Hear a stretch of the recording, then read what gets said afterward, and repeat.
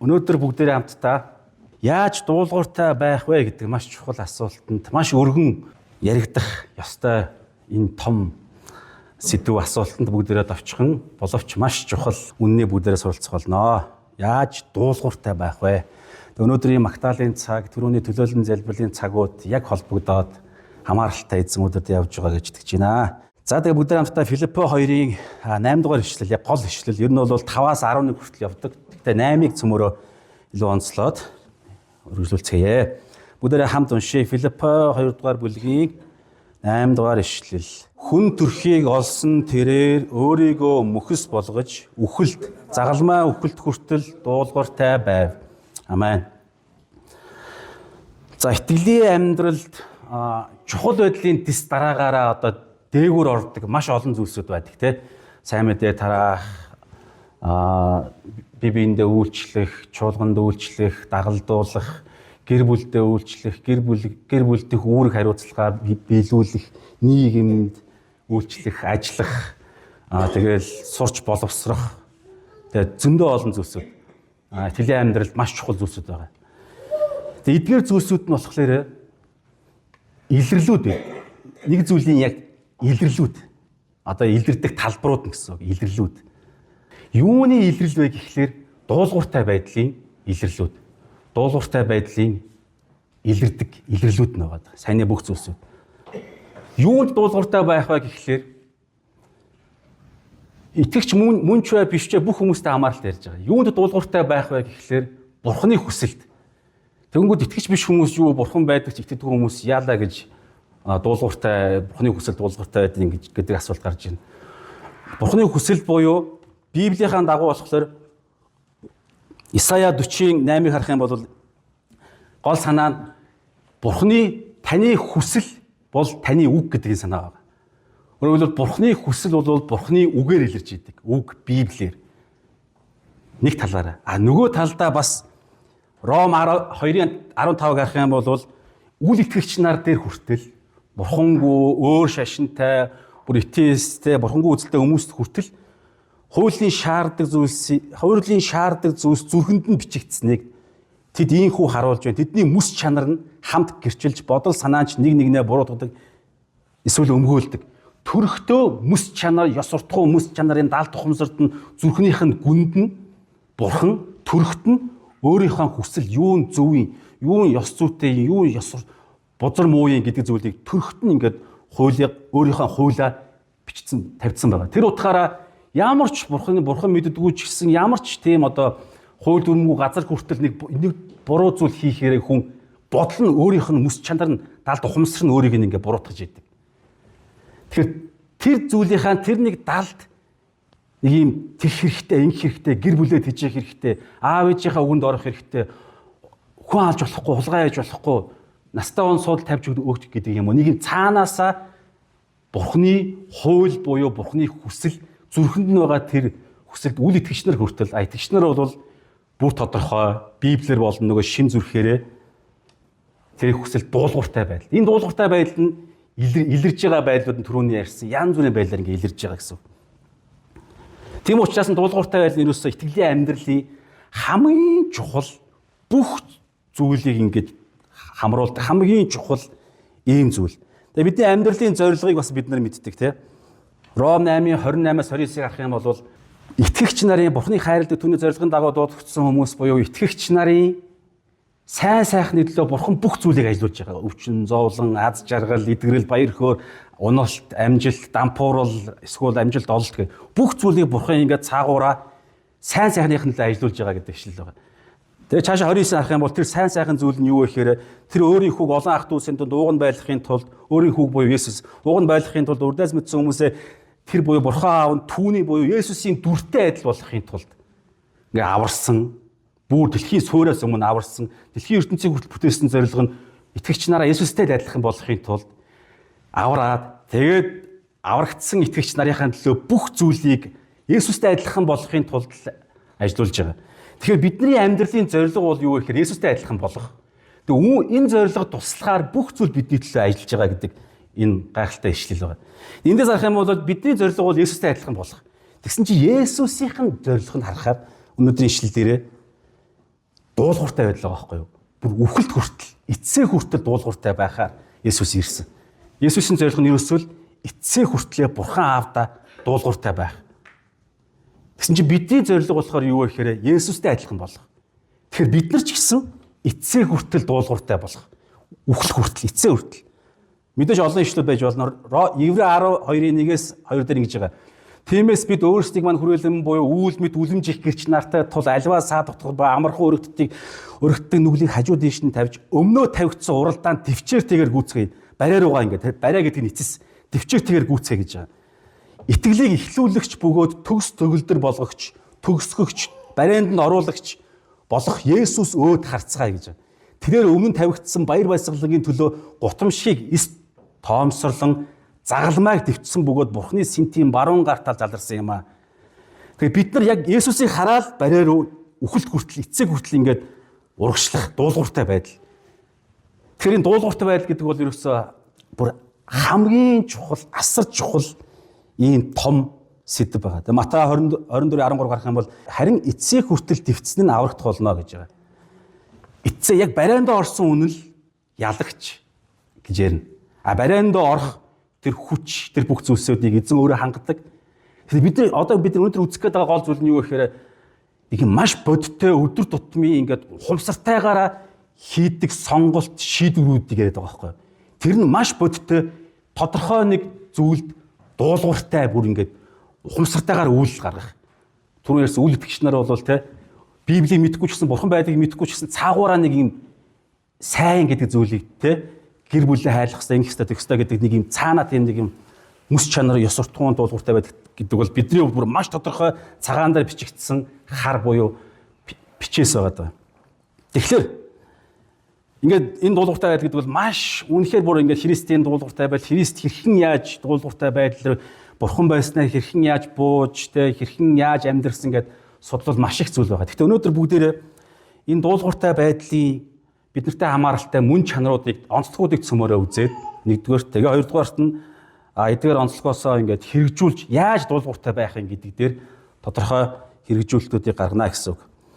Тэгэхээр дуулууртай байдлын онцлог нь юу юм? Тэгэхээр дуулууртай байдал ерөөсөө одоо бүгдээр ингээд ишлүүдээр хараад явна. Ерөөсөө бүх зүйл байгаа. Бидний хувьд ерөөсөө ингээд амьдрах дуулууртай байхын тулд би амьдарж гин, дуулууртай байж чадах юм бол баярлаа, чадахгүй бол гунаад гимшээ. Бүх зүйл ингээд ерөөсөө дуулууртай байдал гэдэг бол Христийн ирсэн зорилго, бидний бүр эцсийн зорилго. Цаашаа бүр үн мөнх рүү ч гэсэн ингээд гайхалтайгаар нууцлаг байдлаар үргэлжиж болох гайхамшигтай энэ гой сүнслэг ойлголт байна. Нэгдүгээрт дуулууртай байдал нь яг бидний аврагдах үед бидний авралын орцонд явж идэг. Авралаас гардаг, зайлшгүй гардаг. Заавал гарах ёстой. Зайлшгүй авралаас ингээд натуралаараа гардаг юм үр дагавар байгаа. Дуулууртай байдал нь бүр зайлшгүй. Ром 19-өөс 10-ыг харах юм бол ингэж байгаа. Хэрв та Есүсийг эзэн гэж амаараа хүлээн зөвшөөрч, Бурхан түүнийг үхэгчдээс амьлуулсан гэдэг зүрхэндээ итгэвэл аврагдах болно. Хүн зүрхэндээ итгэн зөвхт байдалд хүрч амаараа хүлээн зөвшөөрч авралт хүрдэг. Тэгэхээр амаараа зүрхэндээ Есүсийг намайг аварсан, миний гим нүглийг уучлсан үнгүүгээр гимтэн намайг шууд өөрөө миний өмнөөс загалмай дээр үхэж ямар нэг ч гим нүглээ өөрчлөөгүй, нэг ч гим нүглээ зогсоогоогүй байхад хүртэл шууд гимтэн байхад нь биднийг хайрлаад бидний өмнөөс биднийг үхэх ёстой байдал бидний өмнөөс үхэж биднийг аварч биднэрт уучлалыг үнгүү өгсөн.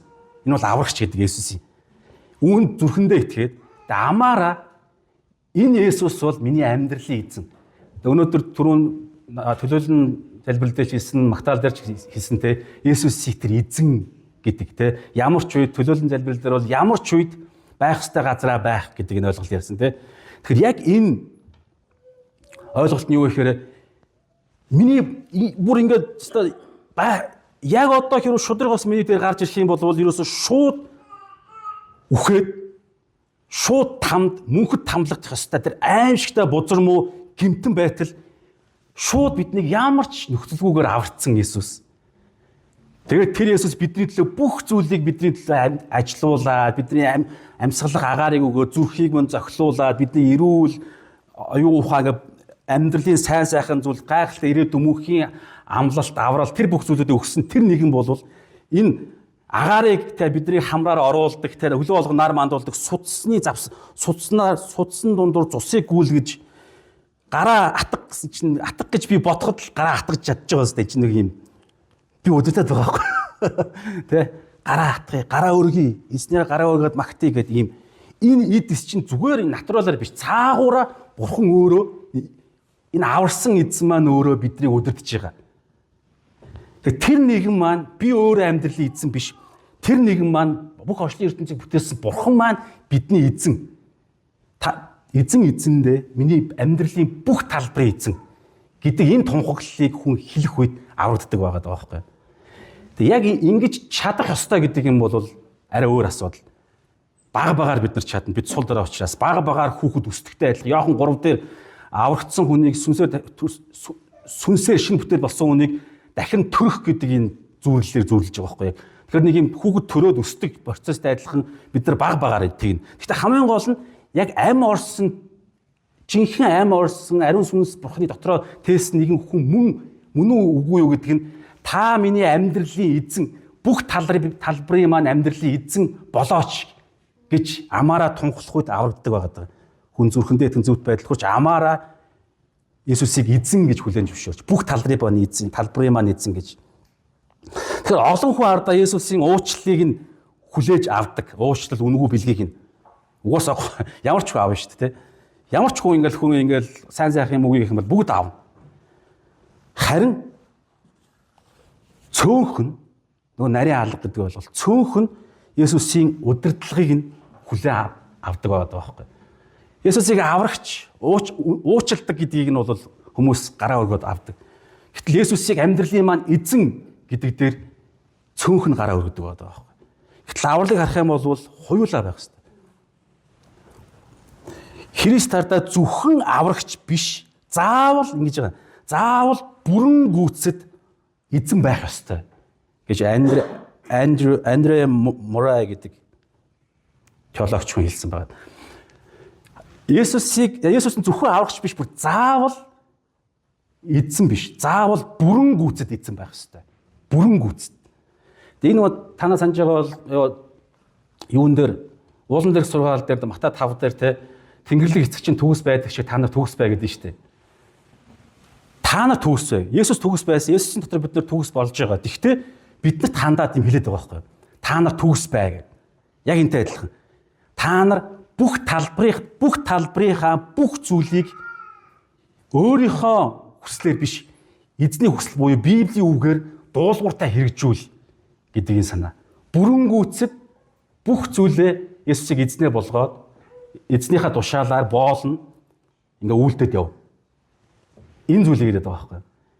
Тэгээ энэ хүсэл хамгийн гол нь энэ хүсэл байна уу гэдэг л ерөөс асарч байгаа. Аимшигтай ингээд гол аимшигтай давлгаатай голн дээгүүр гүүр тавилаа. Машин гардаг гүүр. Тэгсэн нөгөө гүүрийг барьсан хүн нэг 90% л барьсан. 90%. Тэгээд 10% дутуу. Тэгээ ингээд бүр юм хүн бичсэн. 90% баригдсан шүү, 100% баригдаг байгаа шүү гэдэг. Энүүгээр машинаар гарах болов. Гарахгүй шүү дээ, бүр аймалтай эрсдэлтэй тий. Гэтэл сүнслэг байдал дээр ч гэсэн яг адилхан байдаг гэдэг байгаа байхгүй. Бүр 100% Бурхны зүйл нь бүр төгс 100% гэдэг ойлголт яригддаг. Тэгээ энэ нь болохоор яг амьдралын практик амьдрал нь ийм байгаа сай гэд хүсхийг яриад байгаа байхгүй манайс. Би амьдралынхаа бүх талбараа яг Есүсээр л өдөрдуулаад бүр төгс ариун баймаар гэдгийг нь хүсэл. Энэ өөрөө аврагдсан хүний бүр дотор нь цөмд нь байгаа. Яг Бурхантай адилхан ариун сүнстэй нэгдсэн бурханлаг сүнс, бурханлаг бүр гим үйлдэх чадваргүй гэж Иохан номон дээр хүртэл. Бүр бурханлаг тийм зүйл. Би бүр төгс бурхантай адилхан болно гэдэг энэ хүсэл. Энэ хүсэл нь нөгөө дуулууртай байдлыг амьдралын зорилгоо болгоно гэсэн. Тэгэхээр Христийн энэ Есүсийг эзнээ болгож байгаа энэ эрх мэдэл нь хамгийн гол үг нь хардаа бүрэн гүйцэд. Зүгээр нэг чадах хэмжээндээ, чадахгүй хэмжээндээ өөрөө удирдаад, өөрөө амьдралынхаа удирдаад ингээд нийгмийн хэмдээр ингээд гим нүглээ үлдээд явнаа мавнаа гэдэг бодол, хүсэл, төлөвлөгөө огт байхгүй. Миний зорилго бол 100% Есүстэй адилхан болно, Бурхан шиг ариун болно. Чадахгүй гэдэг дээр бол нөгөө гоё араас нь гимшил, улаалт, уучлал ингээд юм яригдана. Тэр хүсэл байгаа тохиолдолд гимшил гарч ирнэ. Хүсэл байхгүй бол гимшихгүй шүү дээ. Угаасаа баг онлоороо тий. Угаасаа баг теологчид энэ дэлхий дээр итгэгч нар бүрэн нэг ч гимгүй байх боломжгүй гэдэг теологийн ойлголт хүртэл байгаа. Гэтэл энэ миний бодонгуутлаа ингээд өөртөө ашигтайгаар бодонгуутлаа тийм юм чинь ганц нэг алдаа гарахад яах вэ эзэн уучлаа штэ гэдэг энэ ойлголт нь эхэлж бодогдохгүй гэсэн. Хамгийн эхлээд үгүй би бүр төгс ариун баймаар байна. Энэ ганцхан хялгасан мэт энэ гимнүглийг ч гэсэн би заавал алга боломоор байна. Ягаад тэгэхээр би өөрөө яг аврагдсан дахин төрсөн сүнс нь өөрөө энэ тийм сүнс байгаа байхгүй. Бүрэнгүүц тэгээд хувьчилсан хувийн чанартай. Ээж аав манай цуглаа манай пастор мундаг болохоор пастрынхаа ахлагч нарынхаа хань ижлийнхаа үр хүүхэд аав ээжийнхаа тэр мундаг итгэлийнхэн хажууд нь ингээд нэг явхаараад нэг нөлөөг нь аавна гэдэг юм байхгүй. Яг ганцаараа хувьчилж чи өөрөө та өөрөө л яг тэр хүсэл тань л яригдэн зөвхөн. Та л таны ганцаараа явдаг итгэлийн амьдрал байдаг. Энд чинь мэдээж туслана. Хагас дутуу дуулууртай байдал нь дуулуургүй байдал гэж байгаа. Хагас дутуу дуулууртай байдал нь ерөөсөө дуулуургүй байдал. Харин яг бүрэнгүүц дуулууртай байдал тэр хүсэлт байгаа цагт гимшил гэдэг юм гарч ирээд байгаа байхгүй түрүүлсэн тий. Түрүү энэ дээр бас тий эзэм гэсэн болгон Тэнгэрийн хаанчлалд орохгүй. Зүгээр түрүүлсэн шүү дээ. Есүсийг аврагчаа болгоод эзнэ гэсэн чинь гараа өргөдөг гэсэн чинь гараа өргөдөг хүмүүс байна. Гэвч чи гараа өргөж байгаа мөртлөөд яг тэрүүгээр зүгээр нэг шашинлаг нэг юм нөгөө нэг гандан юм ном уншуулчаа тэгээд хүснээр амьдж болдог гэдэг нэг юм шашинлаг ойлголт шиг бас чуулганд ч гэсэн байгаад байгаа байхгүй. Ямар ч шашин дотор ингээд хэлбэр нь өөрчлөгдөө сатан чөтгөр ингээд бууг чөтгөр ажиллаа хийж идэг. Эзэм нь гэж дуудаад нэг зан үйл хийснэ. Цаана ёс бусыг үйлдэгч Тэнгэрийн хаанчлалд орохгүй гэж. Үйлдэгч байгааз үйлдэл дуулууртай байдал тий. За энийг нэгдүгээрх нь дуулууртай байдал нь авралаас зайлшгүй гардаг үр дагавар. Хоёрдугаарт нь дуулууртай байдал нь итгэлийн үр дагавар, зориг, үр жимс гэж хэлж болно. Бас амьдрал, итгэлийн амьдрал нэгдүгээрх нь авралын үр дагавар, хоёрдугаарх нь итгэлийн амьдралын тэр гол зориг, итгэлийн үр дагавар, үр жимс байгаа. Ром 1:5-ыг харах юм бол энэ Библийн хамгийн цогц одоо баг Паулын бичгийн ажил гэж ярьдаг энэ сайн мэдээний энэ бүр цогц сайн мэдээний итгэлийн амьдралын цогцын бичгийн ажлыг эхлэхдээ ингэж хэлж байгаа. Түүний нэрийн төлөө бүх харийнхны дунд нэг харийнхан монголчууд шүү дээ тий. Түүний нэрийн төлөө бүх харийнхны дунд итгэлийн дуулуурыг бий болгохын тулд түгэл дамжуулан нэгүүлсийг элчийн үүргийг бид хүлээж авсан. Тэгэхээр бүх хаанчлал янз янзын байдлаар өөрсдийн дуудлагаараа янз янзын хэлбэрээр биеийн эрхтүүд одоод оршин тогтж байгаа зорилго нь итгэгч хүн бүрийг дуулууртай байдалд л бий болгох зорилготой. Яг тэгэхээр угаасаа аврал нь шууд бухуу өөрөө хийж байгаа шүү дээ. Бүгнгүй. Бараг яг хүүхэд төрөхдөө ээж аавтайгаа ямар ч гэрээ хэлцээр байхгүйгээр тэр одоо ингэж төрн мөрөнд намаа битгээ өвтгөхөөр Монгол төрний тэдэн сарын тэдэн төрн мөрөнд юу ч ярихгүй ямар ч итгэхгүй үед байж байгаа төрдөг шиг адилхан зөөрлөгддөг. Яг итгэл авралыг бурхан өөрөө тэр гэмтнийг өөрөөс нь огт шалтгааллахгүйгээр шууд аварж байгаа. Гэтэл ингэж аварсан зорилго нь юу гэхээр дуулууртай байдлын төлөө. Иохан 14:15-ыг харах юм бол та нар намайг хайрладаг бол тушаалуудыг минь сахиа гэж байгаа. Тэгэхээр Есүсийг хайраар тэр агапе хайрыг ариун сүнсээр Ром 5 дээр илэрчлээ. Ариун сүнсийг зүрхэнд нь ороод агапе хайр ингээд зүрхийг нь агапе хайраар ингээд булгагдсан тэр нэгэн хайрладаг нэгэн бол үр дагаварт нь зайлшгүй Бурхны үгийг сахих гэдэг юм заавал гардаг. Заавал Бурхны үгийг сахих хүсэл нь заавал юм болно гэсэн. Тэгэхээр итгэл бол хардаа итгэл дуулууртай байдал хоёр нь юусаа салшгүй. Тийм учраас Яаков 2 дээр ч гэсэн гэж байгаа тийм иймээс итгэл нь хэрэв үйлсгүй бол үхмэл. Дуулууртай байдлын тэр үйлс итгэл хоёр нь юусаа яг нэг зүйл.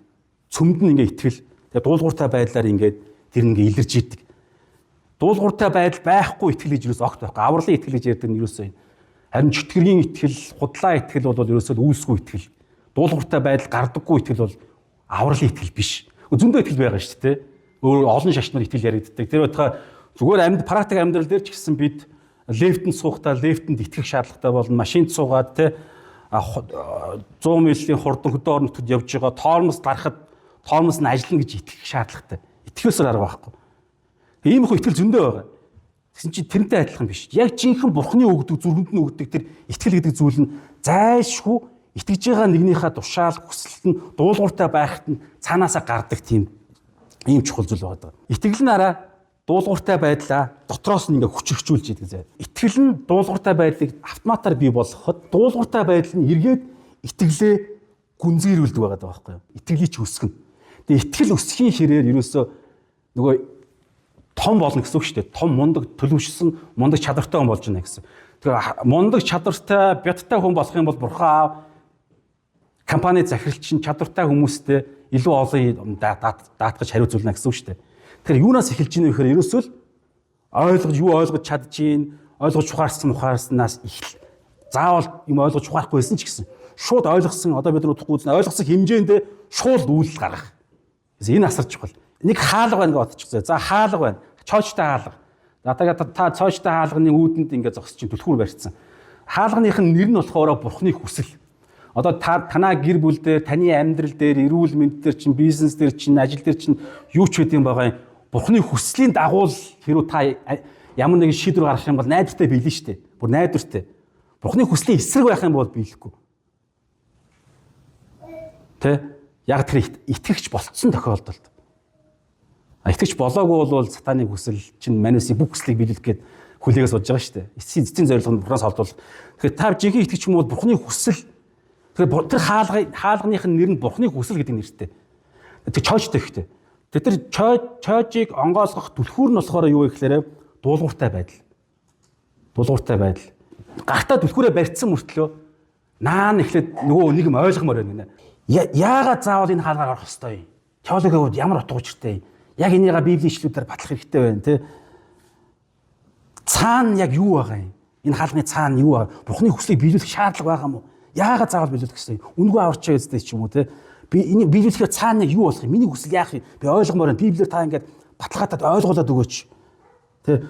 Ингээ биелүүлэх үнэхээр аюулгүй юм уу? Бодоод гэсэн чинь манайсаа хавчаад ихтүүл яах юм? Өөр нэг хүмүүс өчтөр мөтрүү чинь дайраад ихтүүл яах юм? Яах ингээд тэгвэл яг аюулгүй гэдэг баталгааг Библийн шил гаргаад өгөөч гээд баах юм асуугаад ингээд түрээ эргүүлэхгүй байгаа даа нэ.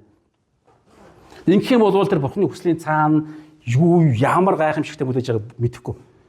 Харин тэр ойлголт байсан байгаагүй ойлгох шаардлагагүйгээр шууд ойлгосон хэмжээнд дуулууртай байдал эзэн гэсэн шүү дээ хамгийн эхлээд. Есүс бол миний эзэн. Тэр эзэн Библиэл дээр монгол хэл дээр ойлгомжтой теологчид ярьдаг Библийг жоохон няраа хүүхэд ч гэсэн сэлж болдог яг далайн эрг шиг мөртлөө аймаар мундаг усан сэлэгч нар бүр ингээд цаашаа бүр ингээд шомбож болдог асар гүнзгий гэдэг зүйлдэг байхгүй. Тэгэхээр ямар ч чадвартай ямар ч түвшинд байхаас үл шалтгаалаад зайлшгүй ойлгох хэрэгтэй юм ойлгогддог. Тэр дуулууртай эзэндээ дуулууртай бай. Тэгээд тэр цагаан дээр монголоор бичсэн тэр нэг монгол текст хилцүүн санаагаа ойлгоод өдөртөө амьдралдаа хэрэгжүүлэх үед л Бурхны хүслийг зүгээр биелүүл юу ч ойлгохгүй цаана амар том тогтолцоо ойлгох шаардлагагүй хэрэгжүүлэхэд л цаана нь асар том нөгөө амлалтууд шуу эргээд итгэл нь нэг алхам өснө гэдэг байгаа байхгүй. Тэгээ манайс энэ дээр ер нь их тийм их толгой эргэж тэ энэ дистараа дээр их хууртагддаг санагдаад байгаа байхгүй. Дуулууртай байхын тулд заавал ойлгох хэрэгтэй биш гэдэг байхгүй. Ойлгосон хэмжээндээ дуулууртай байж болно. Мэдээж ойлголт хэрэг болно шүү дээ. Гэтэ дуулууртай байхад заавал тэр зүйл шаардлагатай биш гэдэг. Зүгээр л шууд үйлдэлнэ гэсэн ойлгосон хэмжээндээ. За энэ хоёр дахь зүйл нэ. Гурав дахь нь юу вэ гэхээр дуулууртай байдал нь ариун сүнсний хүчээр л зөвхөн боломжтой гэж байгаа. Өөрийн хүчээр ерөөс ямар ч боломж байхгүй. Өөрийн хүчээр Бурхны үгийг дуулууртай байх гэж хичээх юм бол эсэргээрээ өөрсдийнхөө цагаа алдаад, хүчээ алдаад ухарж байгаа адилхан. Яг нөгөө хуулийн зорилго нь ерөөсөө чи огт хийж чадахгүй, чи арчаагүй сул дээр чи өөрийн хүчээр ямар ч боломжгүй гэдгийг ойлгуулахын тулд хууль байдаг гэж байгаа байхгүй. Ром ном дээр байгаа. Тэгэхээр дуулууртай байдлыг Бурхны тушаалуудыг өөрийн хүчээр хийх ямар ч боломжгүй гэж байна. Зөвхөн ариун сүнсний хүчээр л хийнэ гэсэн. Энийг бүр 500 жил Есүсээс бүр 500 жилийн юм одоогоос 2500 жилийн өмнө хэлэгдсэн. Ингэж хараа Изекэл 36-гийн 27 дээр би сүнсээ та нарын дотор оруулж Есүс ариун сүнс буурж ирэхээс 500 жилийн өмнө шүү. Би сүнсээ та нарын дотор оруулж хуучин гэрээ дотор нь юусоо байдаггүй ингээд бууж ирдэг. Тэгээд бузар муу юм сул дорой болох үед нь авагддаг. дотор нь гэдэг ойлголт огт байдаггүй. Харин энийг 500 жилийн дараа болох зүйлийг Изекиэлээр дамжуулан бурхан хэлж байгаа. Би сүнсээ та нарын дотор оруулж та нарыг зарилгуудаараа явуулна. Та нар тогтоолуудыг минь сахин үйлдэнэ гэж байгаа. Та нарын дотор орно гэдэг чинь шууд аврал шүү дээ. Аврагдсан. Тэг яах гэж тушаалуудын сахих яагаад бидний зовоогоод байгаа гэдэг нэг сони яриад түрүүний нэг юм буруу нөгөө ойлголт буруу төвлөрөл. Гэтэл ариун сүнс орсон болвол ариун сүнсний зорилго нь ерөөсөө бурхны зарлиг тушаал тэр сайхан хүслүүдийг нь биелүүлэхийн тулд ариун сүнс нь хүч болоод оршиж байгаа. Тэг энэ ариун сүнсний бензинээр л зөвхөн машин ажиллана. Өөр ямар ч юм хийгээ тэр машин ажиллахгүй. Зөвхөн ариун сүнсээр. Зорилго нь угаасаа танаас энэ. Ариун сүнсээр л та нар тушаал зорилгууд юм биелүүлнэ гэж байгаа. Галаад 5:16 дээр бүр маш тодорхой хэлж байгаа да. Харин сүнсээр яв. Зөвхөн ариун сүнсээр л яв. Тэгвэл та нар махуудын хүслээ гүйцэлдүүлэхгүй гэж би та нарт хэлнэ. Махуудын тэр хорон муу хүсэлчил манусыг дуулууртай байхад саад болоод эсрэг талд нь зогсоод байгаа байхгүй. Тэгсэн чинь нэг бурхны энийг уучлж байгаа гэдгсэн чинь бурхан библиэрээ ингээд уучлж байгаа гэдгсэн чинь уучлахсан чинь өөгүй наадах чинь ингээд даварчин наадах чинь ингэн тэгнэ гэдэг нэг баахан хүний ойлголтууд. Энэ хүний ойлголтууд нь ингээд бурхны зүгээр хариу нэхгүй 70 дахин 7 удаа уучрал ингээд тэр бүх гих мэд маш олон юмуудыг хэрэгжүүлэх гэсэн чинь хүний ойлголт дандаа саад болно. Хүний ойлголт. Харин сүнсээр гэж ярьж байгаа. Сүнсээр явах юм бол махуудын бурхны хүслийг биелүүлэхэд саад болгох зүйлүүдийг ариун сүнсээр л зөвхөн хийнэ. Учир нь за энэ тайлбар нь маш чухал хараа.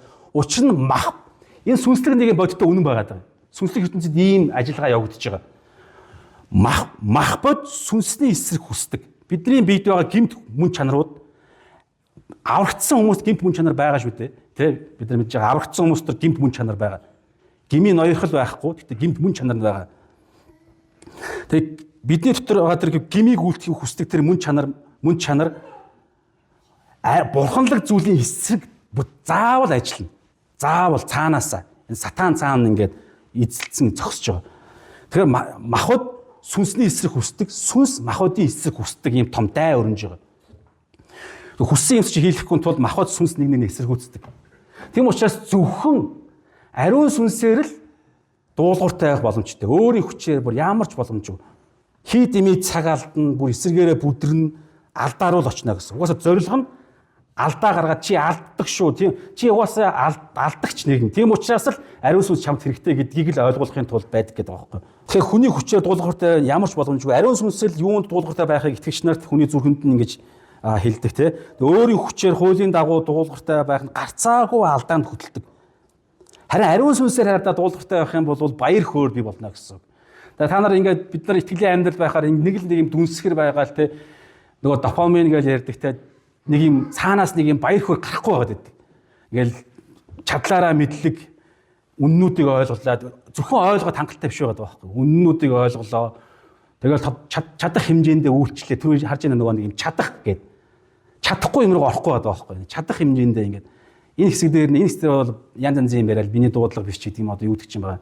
Гэтэл төгс би бүх хэмжээндээ тэгэхээр ариун сүнс үүнийг хийх боломжтой. Ариун сүнс энэ биднийг бүр ингээд өсгөж бидний хувь тавилангийн майхны гацыг хол зоолгомоор хүлээж байгаа байхгүй бүр ингээд юу бол юу хэл гэж дүүлгэн нисүүлж тээ. Библиэр байгаа шүү дээ. Та нар ариун сүнсний бэлэг аюулсуудыг хүс гэл тээ.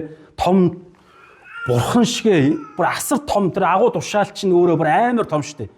Үндснүүд тэнгэр юу лээ? Тэнгэр газар дээр бүх их мэлийг над төгссөн. Тиймээс бүх үндснүүд рүү яв гэж байгаа. Юу гэдэг дэлхийгээс гарах шаардлагагүй шүү дээ. Үндэс дэлхийг бүрэн тойроход асар их хил сурн мөнгө яригдана баах юм яригдана шүү дээ. Аялал зугаалга гэл тээ. Тэгэхээр явах өргөн хэмжээндээ хүртэл асар өргөн имийг бурхан тушаал болгогдсон байгаа байхгүй. Тэгэхээр бид нар бурхан та нар хүсээрэй гэдэг асар их хүслүүдийг биднийг өгсөн. Гэтэ энийг ариун сүнсээр л боломжтой. Тэрнээс гадна гүнзгийрх дээрч адилхан биднийг Есүстэй адилхан болгоцсон. Есүс чинь бурхан шүү дээ. Бурхантай адил болно гэдэг чинь амар гүнзгий ойлголт шүү дээ. Тэр энэ дээр хүртэл улам илүү ариусгах энэ дуудлагатай. Тэгэхээр энэ зүйлс дээр ариун сүнсэл бид нарыг ийшээ хөтлөнө гэсэн үг. Өөрийн хүчээр дуулуурт Библийн үгийн дагуу байх гэж хичээдэг. Тэр дуулууртай үйлдэлүүд нь шийдвэрүүд нь юутай адилхан байх хэрэг одоо нөгөө нэг сэлүүрддэг завтай адилхан. Сэлүүрддэг завтай адилхан. Гэхдээ хүч нь өөрөө. Харин ариун сүнсний хүчээр гэх юм бол даруулт завтай. Нөгөө нэг салхиар Өөрөө сэлүүтэхгүй зүгээр л салхи руу харуулж тариулаад салхины хүсэл, салхины чигтээ харуулаад тэгэл хаашаа явах гэж байгаа тийшээгээ юмал чөлөөлөхөд цаад хүч нь даруулт завныхын хүч нь салхи болж идэг. Тэгэхээр ариун сүнсний хүчээр л дуулууртай байх боломжтой гэсэн. За энэ ингээд 3 дахь зүйл нь 5 зүйл байгаа. 4-дүгээрт нь дуулууртай байдал нь шүү дээ тий. За энэ маш чухал бид нар мэдчих хэвээр зүйл нь юу гэхээр золиосыг шаардах үе байдаг. Дуулууртай байх үед яг золиос гардаг гэсэн. Мэдээж дандаа биш гэхдээ хвчлэн тэх үед. Энэ үедээ энэ нь өөрөө яг зөв гарах ёстой зүйл гэдгийг бид ойлгох хэрэгтэй байгаа байхгүй. Тэгэхгүй дахиад мэхлэгдэн гэсэн үг шүү дээ. Дуулууртай байдал нь золиос шаардах үе байдаг. Гэхдээ төгсгөл нь очих газар нь дандаа ерөөл. Лук 9:23 дээр гэж байна. Тэр тэдэнд бүгдд нь хандаж хэн нэгэн миний араас даахыг хүсвэл өдөр бүр өөрийгөө үгүйсгэн загалмайгаа авч намайг даг. Өөрийгөө үгүйсгэнэ гэдэг чинь нөгөө золиос. Тэгээ загалмайгаа ав. Загалмай ч ерөөсөө бусдын авралын төлөө, тэгээ ингээд золиослогдох, өөрийгөө үгүйсгэх гэдэг энэ зүйл яригдана. Йохан 12:24 дээр гэж байгаа. Үннээр би танарт хэлье. Буудаан үр газар ис унан ис үхвээс тэр ганцаар үлнэ. Харин тэр үхвээс олон үр гаргана. Хараа золиос гарахгүй бол яах вэ гэхээр үрчихгүй, ерөөл өрнөхгүй, үрчихгүй гэсэн. Харин дуулууртай байгаад золиос гарах тийм дуулууртай байдал байж таарлаа гэж бодоход яана 5 дух алдагдчихлаа, аюулгүй байдал алдагдчихлаа, тэ энэ харилцаа сүмжлөө, энэ боломж, энэ хаалга хаагдчихлаа гэдээ янз янзын бол зүгээр тэнд ингээд үрнэ ингээд задарж байгаа, үхэж байгаа ойлголт. Яг тэр нэг боломж гэдэг байгаа, тэр нэг хэлбэр, анхны хэлбэр зүгээр ингээд байхгүй болж байгаа. Яг Бурхны үгийн дагуу дуулууртай байсанд бол тэр нь тухайн үедээ тийм юм шиг боловч дараа нь зайлшгүй ерөөл үржин олширч үржигдэнэ гэсэн үг. Энд дээр бид нар мэдж байгаа шүү дээ. Таны хардаа Матай 6-гийн 31-32 дээр тиймээс юу идэх вүлээ, юу уух вүлээ, эсвэл юу өмсөх вүлээ дандаа анхан шатны хэрэгцээ нь. Энэ дээр л манайс ерөөсөө асар их сорилтонд орж байгаа. Асар их хавчлагтай хэцүү байдалтай байгаа шүү дээ. Нийгэм дэлхийн ертөнцийн олон юмас болоод тэгсэн чи хардаа ингэж идэж уух өмсөж зүгтээ битгий санаа зовоо. Гэсэн харийнхан буюу үл итгэгч нар харийнхан энэ бүх зүйлийг чармаа хайдаг. Тэгээ олдог, тэгээ тансагладаг, бүр илүү ч авдаг. Тэ? Харин Тэнгэрлэг эцэг чинь бүх зүйлийг хариуцдаг Тэнгэрлэг бурхан аав чинь сансар окторгойг тогтоон барьж байгаа бурхан аав чинь Тэнгэрлэг эцэг чинь та нарт энэ бүхэн хэрэгтэйг мэддэгэ гэж байгаа. За мэддэг. Тэгээ өгчих юм болов гэсэн чинь 33 гагцгүй байж байгаа. Эхлээд бурханы хаанчлал түүний зөвхт байдлынхаа тэгвэл энэ бүхнийг та нарт нэмж өгнө гэж байгаа. Бурханы хаанчлал зөвхт байдал нөгөө Есүстэй адилхан төгс болно. Мөнгөтэй байж иж Библийн сургууль сурж иж биш. Маш тодорхой цагаан дараараа бичсэн Библийг уншаад тэрний үйлдэлийнхэн дагуу өнөөдрний үйлдэл гаргахад л чинь зөвхт байдал байгаа байхгүй. Тэгээ энэ нь өөрөө яг бурхны ерөөл асгагдах тэр гол нөхцөл нь гэж байгаа зү тий. Гагцгүй гол нөхцөл нь. Би нөөрэ Библиэр Есүс хэлсэн цагаан улаанаар бичдэг үг шүү дээ тий. Есүс эзний маань хэлсэн үг. Энэ бол гарцаагүй биелэх юм гоё биднэрт байгаа нөхцөл байна гэсэн. Тэгэхээр янз янзын болсон ч гэсэн үр дагавар нь заавал ерөөл рүү хөтэлдэг. Дуулууртай байдал нь 5 дух алдар хүнд аюулгүй байдал тэг алдагдахад хүрч болно. Одоо юутай адилхан? Галт хэрэг байна шүү дээ тий. Галт хэрэг яг зам дээрээ явж их үедээ л ерөөсөө асар хурдтай эрхчлөөтэйгөөрөө дүүлэн нисээд очих газар очно гэж байна. Тэр зам нь ерөөсөө л тэр Бурхны үгийн дагуу хүслийнхэн дагуу явах.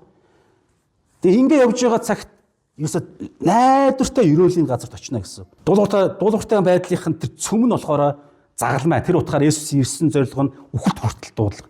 Тэгээ бидний зорилго нь ерөөсөө үхэл хүртэл эцээ бол юу ч болж исэн энэ текст, энэ Бурхны тушаалыг л би өнөөдөр биелүүлнэ. Юу ч болсон. Тэгээ сони юм болсон чинь тэр найдвартай ерөөл болно гэсэн. Бүх зүйлийг бидний сайн сайхан Есүстэй адилхан тэр нэг хүчрэх нэгэн болоход нөгөөдөг чи ажиллана гэсэн. Христийн төлөөх хохирол нь мөнхийн олз болж байгаа. Дуулууртай байдаг хүмүүст Бурхан өөрийгөө илчилдэг. За энэ их маш гоё ишлэр да. Энэ бүр үн мөнх рүү очиж байгаа байхгүй. Йохан 14:21 дээр миний тушаалуудыг хүлээ авч сахигч нь дуулууртай байгч нь намайг хайрлагч юм уу? Намайг хайрлагч нь эцэгт минь хайрлагдана. Би ч түүнийг хайрлаж өөрийгөө түүнд илчилнэ гэж байна. Нөгөө бурхантай харилцах дотн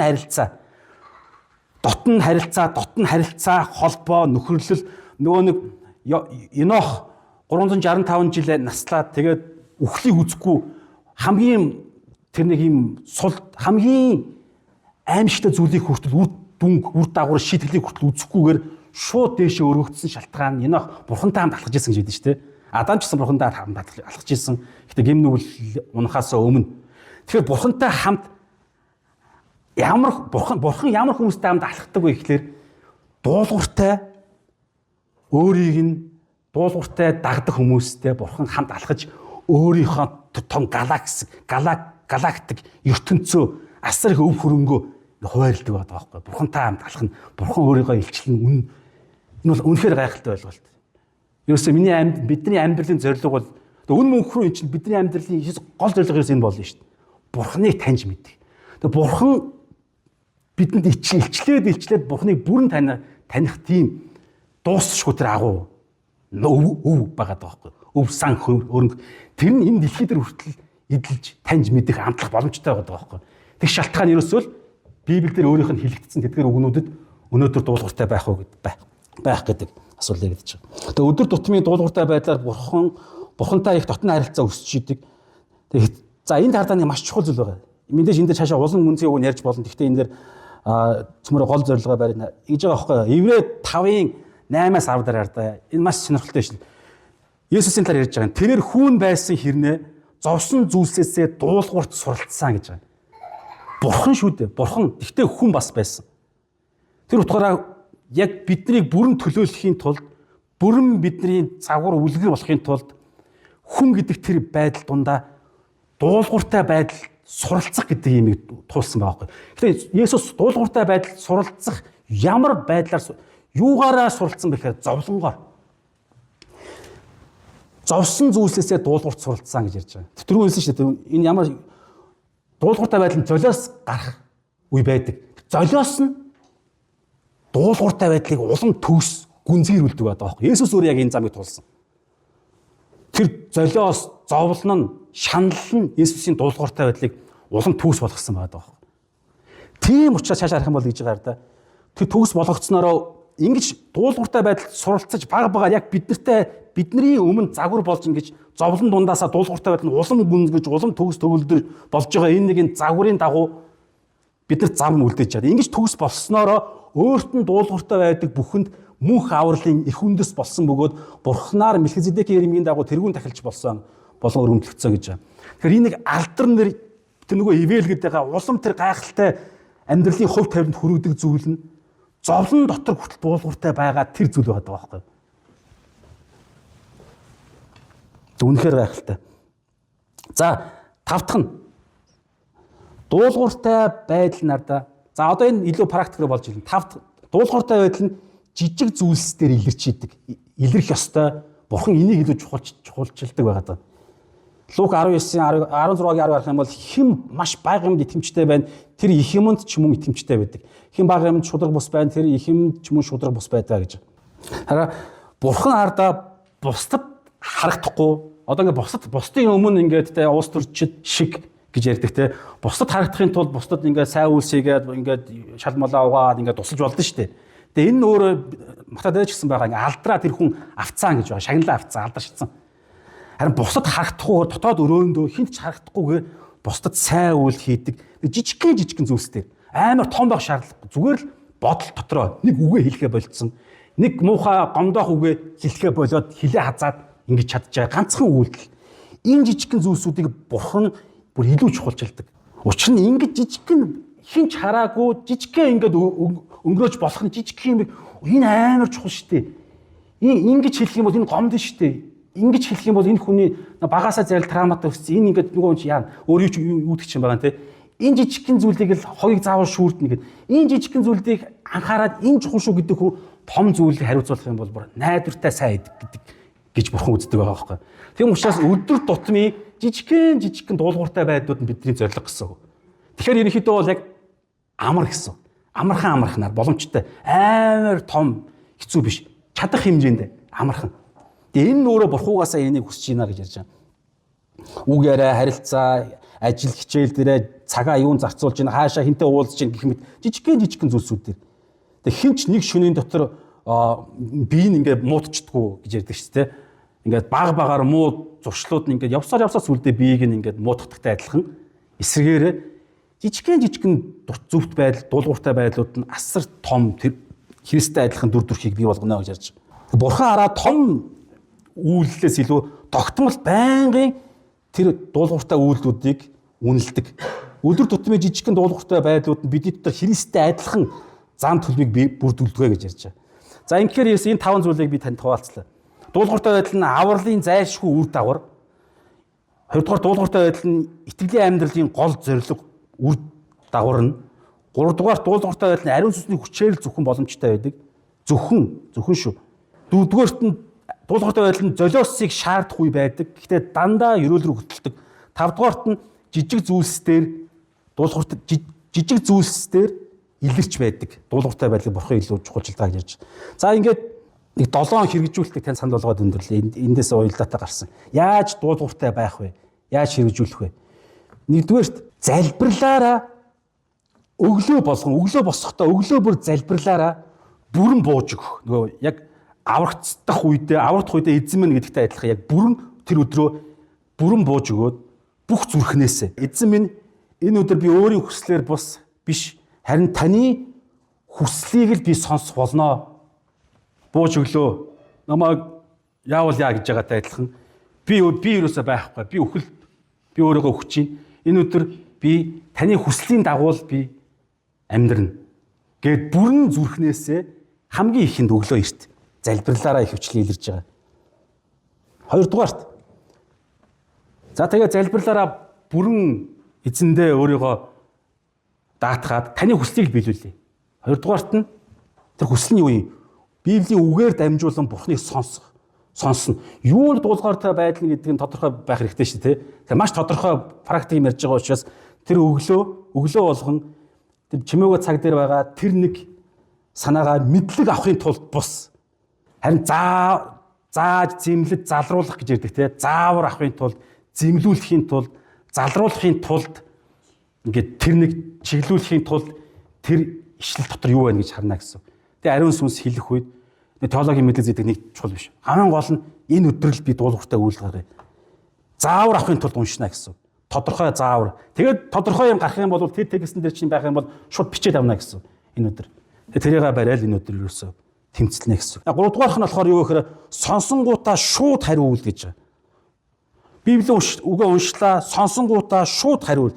Зөвхөн чимээгөө цагаас гадна өдөр тутмын амьдралд чинь ингээд өдөр явж исэн чинь гинт ариун сүнс чинь ингээд дотроос чинь тех хэрэгтэй одоо чи тэгээд штэ ингээд штэ гэдэг нэг юм санаалах үед шууд тэрийг шууд тэр дорно гэдэг юм маш чухал юм ярьж байгаа. Бурхан альва зүйлийг тодорхой болговол хүлээхгүйгээр шууд хэрэгжүүл. Бэлэн болохоо мэдрэх үедээ л хийя. Бэлэн болтлоо жоохон хүлээе. Жоохон зоригтой бодлоо нэг юм тодорхой нэг юм мэдрэмж төвчний хүлээгээд байдаг. Хойшлуулах юм бол хөвчлэн шууд дуулуургүй байдлаар хөтөлч. Тэм учраас шууд тэр дорно. Ойлголтыг мэдрэмжийг хүлээх шаардлагагүйгээр сануулсан бол шууд хэрэгжүүлнэ. Юу бол За дөрөвдүгээрх нь өдөр тутмын жижиг зүйлс дээрээ дуулууртай бай гэж байгаа. Библийн жижиг заавар тушаалуудыг үг яриан дээрээ тэгэхээр тодорхой үг яриан дээрээ хамааралтай нэг зүйлсүүдийг бид нар мэддэг байх хэрэгтэй. Тэгээ ажил үйлс дээрээ тухайн Библийн чимээг цагдаа чинь гараал ирнэ гэсэн. Жижиг нэг юм тодорхой зүйлсүүд нэг яг бид нар ингээ Библи уншаад чимээг цагдаа ч юм уу Библи уншихаараа нэг юм шин юм мэдэх гэдэг тийм нэг юм. Миний бодлоор энэ нэг жоохон эвгүй нэг тийм дуу хоолой санагдаад байгаа байхгүй. Заримдаа магадгүй бид нараас өөрсдөө тэрийг яагаад гэдэг байж магадгүй те дандаа шин юм гисээр байгаад тэр нь ингээд нэг юм сонин бэлэн байдал болгоцсон. Шин юм байхгүй нэг зүгээр нэг байдаг мэддэг юм одоо нэг амин шин юм ойлголт аваагүй барыг шин илчилт аваагүй гэдэг санаа. Гэсэн юу илчил гэдэг нь чухал биш байгаа байхгүй. Зүгээр ойлгоно байна хамаа байхгүй. Түлхүүрээ онгоолгоод бодит ертөнцийг мэдэрмээр байгаа байхгүй. Тэгээ энэ дээр асар чухал. Бид нар энэ дээр дайсан ер нь амар зөвүүм хэлдэг гараад байгаа юм аа. Тэгэхээр жижигхэн тушаал заавруудыг шууд үг яриан дээр үүсдэрээ цагаа юун засуулж гэх мэт харилцаа жижигхэн зүйлсүүдийг шууд хэрэгжүүлнэ гэсэн. Тэгэх юм бол тэр чинь шууд жижигхэн хэмжээний хаалга онгоолгоод маш бодиттой итгэлчин нэг амт мэдрээд эхэлнэ гэсэн. Маш гоё. Тэгээ бодиттой тэр итгэл нөөрөө өсгөөд нөгөө гэрчлэл чинь бий болж байна. 5 дугаарт нь ариун сүнсэнд л зөвхөн найд Тэ зориудаар хардаа зориудаар ариун сүнсээ дуулууртай байх хүчийг надад өгөөч гэж залбирна гэсэн үг. Ариун сүнсээ заавал тэгэхгүй шууд нэг Библийн үг нэг юм харлаа энийг иймэрхүүд ингэж хэрэгжүүлэн нөхцөл бодлоо за хэрэгжүүлчихье гэхээр өөрийн хүчиндээ найдаж ин гэдэг байгаа байхгүй. Заавал бүр залбираад тэгсэн чинь өөрөө хэрэгжүүлсэн чинь яаж буруу хэрэгжүүлсэн бид нар анзаарахгүй шүү дээ. Тэ ямар бас мундаг итгэгч биш хүмүүс ч гэсэн мундаг итгэгч биш мөртлөө зөв үйл хийх хүмүүс байгаа шүү дээ. Тийм хэмжээнд л манус яригдах юм уу те. Сүнслэг үйл чинь асар олон талтай. Тэм учраас л тэр манус ирээдүг мэдэхгүй тэр олон талуудыг хэмжих түрүүндээ мэдэхгүй юм чинь ариун сүнсээ дуулууртай байх хүчийг надад өгөөч гэдээ бүр заавал бүр чадвартай явах тусмаа тиймээ санагдсан бүр албаар бүр.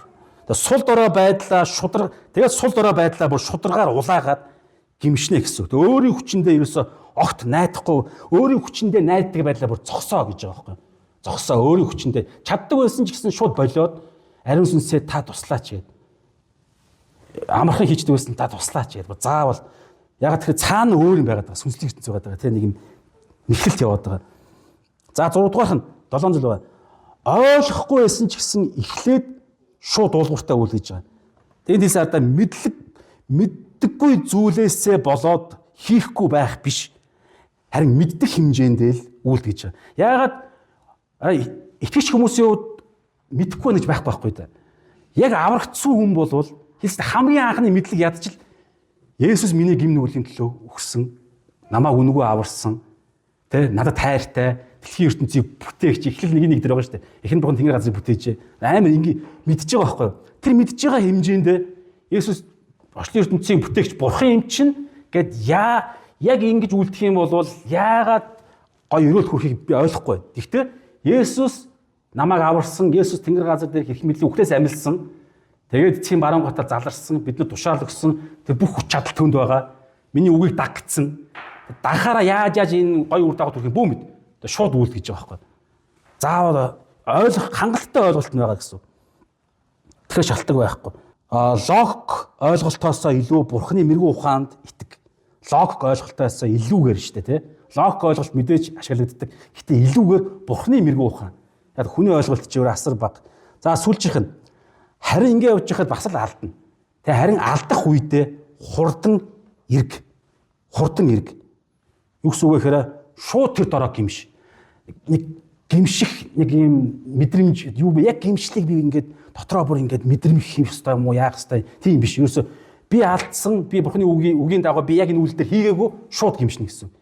Хоёрдугаарт нь гимшээд шууд тэр даруй уучлалыг шууд хүлээж ав. Түрүү амгаас хэлсэн те эхлэхдээ үнгүүгээр уучлал нэгүслийг бүр зоригтойгоор надаас ав гэдэг гахаа 90 номын гайхалтай үг байгаа те. Тэгэхээр шууд уучлалыг авна гэсэн. Тэгээд ичхгүйгээр хэдхэн секундын өмнө алдаа гаргацсан байхгүй юу? Тэр мэрийг шууд уучлалаа автан цэв цэвэрхэн хувцастай болцсон гэдэг энэ ойлголт, энэ итгэл. Тэгээд ичхгүйгээр үргэлжлүүлээл дахиад дуулууртай байх гал хичээсээр байна гэсэн. Ингээд насан туршийн үргэлжлэх зүйл байгаа. За эдгээрээ бүгдээрээ хараад дотроо тэгээд эзний сануулж байгаа тэр сануулгын дагуу бүгдээрээ залбирцгаая.